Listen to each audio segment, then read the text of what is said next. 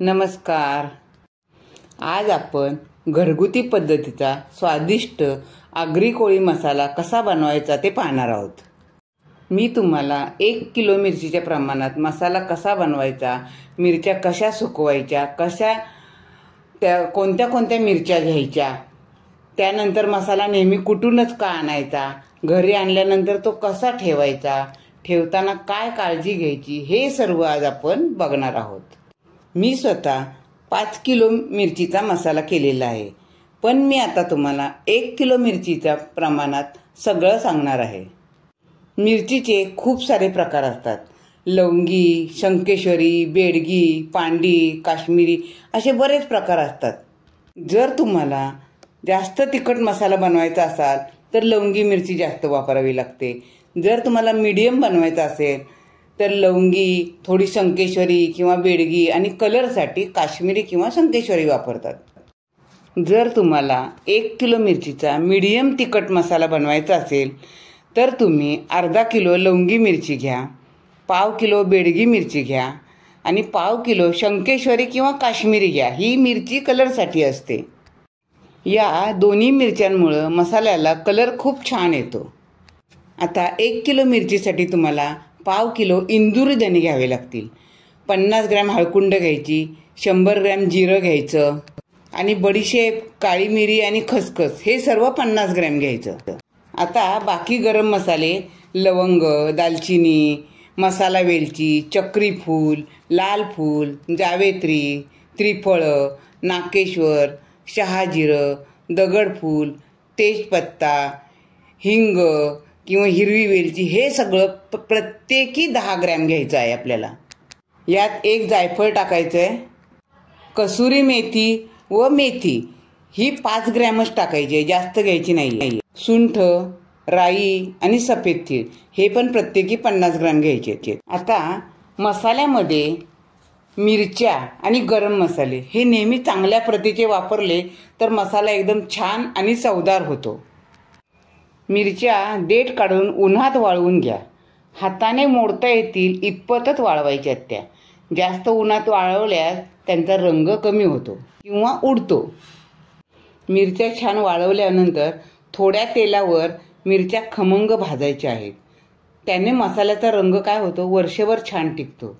त्यानंतर थोडं तेल टाकून सर्व गरम मसाले खमंग भाजायचे, करपू न देता भाजायचे आहेत. आता भाजताना काय करायचं, एकसारख्या आकाराचे मसाले म्हणजे कसं लवंग, नाकेश्वर असे एकसारख्या आकाराचे मसाले एकत्र करून भाजले तरी सुद्धा चालतात. मसाले भाजल्यामुळे काय होतं, त्याचा मूळ सुगंध हा अधिक खुलून येतो. मसाला अधिक चवीला लागतो, रुचकर लागतो आणि गरम मसाले भाजून झाल्यानंतर त्या सुकवलेल्या मिरचीतच चांगले मिक्स करून घ्यायचे आणि जवळच्या कांडप केंद्रावर नेऊन छानपैकी कुटून आणायचे. आता मी कुटून आणायचे म्हटले तर कुटून आणायचे फायदे काय ते तुम्हाला सांगते. आता जुन्या काळामध्ये काय होतं, महिला हाताने पारंपरिक मसाला कुटायच्या. त्यांची ती आधुनिक पद्धती आलेली आहे. त्यामुळे काय होतं आणि आपल्याला वेळही नसतो. त्यामुळं कांडप मशीनवर मसाला कोल्ड प्रेसच्या पद्धतीने कुटला जातो. त्यामुळे तो अति गरम होऊन जळून जात नाही. आता मशीनवर कुटलेल्या मिरची आणि मसाल्यामध्ये चव देणारे इसेन्शियल ऑइल्स असतात ना, ते जसेच्या तसेच राहतात. मसाला जास्त गरम होत नसल्यामुळं त्याचा सुगंध, रंग, चव ही जास्त काळ टिकते. कांडप मशीनवर नेहमी मसाला कुटून घेतला ना तर इतर मसाल्यांपेक्षा त्याची घट कमी होते. अशा पद्धतीने आपण घरगुती पद्धतीने आगरी कोळी मसाला तयार करू शकतो. आता हा तयार झालेला मसाला कसा ठेवायचा ते तुम्हाला सांगते मी. आता मसाला ठेवायला ना नेहमी काचेची किंवा चिनी मातीची बरणी घ्यावी. ती बरणी स्वच्छ धुवून पुसून 1 दिवस उन्हात सुकवावी. जर उन्हात नाही सुकवली तर पंख्याखाली तरी 1 दिवस छान सुकवावी. मसाला भरायच्या आधी त्या बरणीला संपूर्ण मिठाने पुसून घ्यायची, म्हणजे ती निर्जंतुक करायची.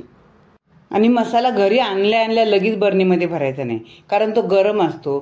तो थोडा 1 दिवस थंड होऊ दे आणि मग दुसऱ्या दिवशी मसाला बरणीत भरायचा आहे. मसाला भरण्यासाठी बरणी कशी तयार करायची, कशी कोरडी करायची, कशी निर्जंतुक करायची हे आपण बघितलं. आता बरणीत मसाला ठेवताना काय करायचं, बरणीच्या तळाशी एक हिंगाचा खडा ठेवायचा. त्यानंतर मसाला भरायचा. मसाला अजिबात दाबून भरायचा नाही, हलक्या हाताने मसाला भरायचा. मसाला पूर्ण भरून झाल्यानंतर वरती एक हिंगाचा खडा ठेवायचा. नंतर बरणी झाकण लावून त्याच्यानंतर स्वच्छ कपड्यांनी बांधून ठेवायची. बरणी शक्यतो थंड जागेत ठेवायची.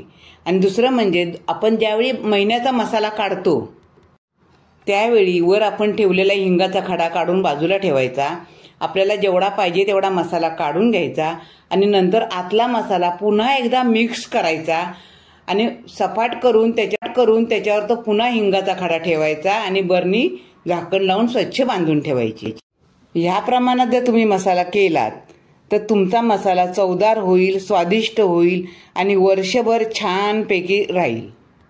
आता जर तुम्हाला एवढं करायला वेळ नसेल किंवा काही कारण असेल तर तुम्ही न्यू पनवेलमध्ये गणेश मार्केटजवळ समर्थ मसाला केंद्र आहे, तिथे जावा.